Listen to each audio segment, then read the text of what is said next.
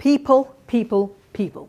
We've been talking about people on purpose and excellence. In particular, you who has this great God-given purpose need people around you to fulfill it. So what do you do when you have a team with different qualities?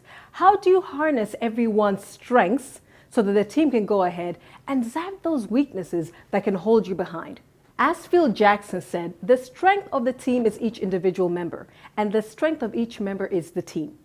So today we're going to look at not just how to enhance your strengths, but how to zap those weaknesses so that we can make sure that we move together in the right direction and we move victoriously. My name is Modesta and I have a brilliant tool we can use to zap those weaknesses. Number one, lower your standards. Stop expecting so much of yourself. If you really need to, get a little better at it, or otherwise just choose to be happy with what you have. Number two, design a support system. Simply create a personal process or system that helps you manage around your weaknesses.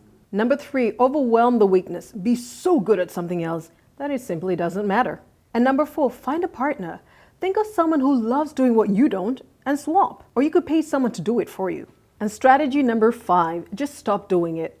Why try so hard to be better at something you're not good at when you could use your time using a strength, learning something new, or simply having fun? You will notice that all these strategies actually offer an opportunity for somebody on the team to help you with your weaknesses. And this is the same for everybody else. So whatever area they find to be challenging, you or somebody else on the team can step in. So how do you identify, develop, and make sure you position others that will take care of yours and team weaknesses so that it becomes your ultimate strength? Quite simply, you follow the 3 Ds. That is, discover, develop, and delegate. Discover the right people in the first place. This means that recruiting, or if you're moving people from department to department, making sure that you reposition people with the knowledge, skills, attitude, and requisite experience to fulfill this role the best it can be. It is so important for you to first discover the right people, because then that'll ultimately determine how well they will adjust to this new thing that you want them to help you with. And number two, develop people to the right standard. It is really key, whether you're recruiting somebody new or repositioning somebody you're already with, to consider these things. The ProSci change management model called ADKAR, ADKAR. A is for awareness. Make sure this person is aware that there is a need to change to this position. D is for desire. Do they have the desire to actually take on this change? K is for knowledge. Do they have the knowledge that you need for them to accomplish this task? And A is for ability. They may have the knowledge, but do they have the ability? Can they do the work in that time and up to the standard that you require of them? And R is for reinforcement. Is there a support system or environment in which they can sustain this new change? And then when you're satisfied that you actually have people who are ready to take on this duty that you're asking them to do, you can now coach and mentor them to be able to perform to standard. Now they're ready for 3.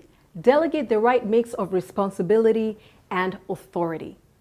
It's really key when you give someone something to do that you are aware, and you definitely have to make sure to invest in these 6 areas. Number 1, he or she is interested. Number 2, he or she can handle the workload. Number 3, you have clearly articulated what outcome you expect, including timelines and deadlines. Number 4, you have demarcated lines of authority, responsibility, and accountability, appreciating that ultimate accountability really rests with you.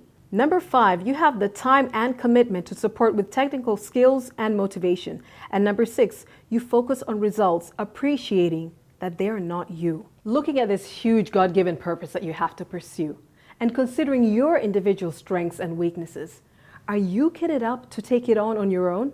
Or perhaps are there areas that you can delegate to other people? Because you need help, if there are places you can delegate and do so effectively, by all means, do that. As Ken Blanchard says, none of us is as smart as all of us. You're smart when you realize that people are your greatest asset and investment. People can help you build your empire today and your legacy tomorrow. I'd like to hear your tales of working with people, the good, the bad, and the ugly. I'm sure I haven't heard it all. Subscribe to our channel, engage with us on our platforms, and make sure to share on Twitter, Facebook, LinkedIn, Google+, wherever you please. Let's keep the conversation going. Next time we meet, we're going to talk about building your personal brand. On Purpose and Excellence, it's been me, Modesta Buguni.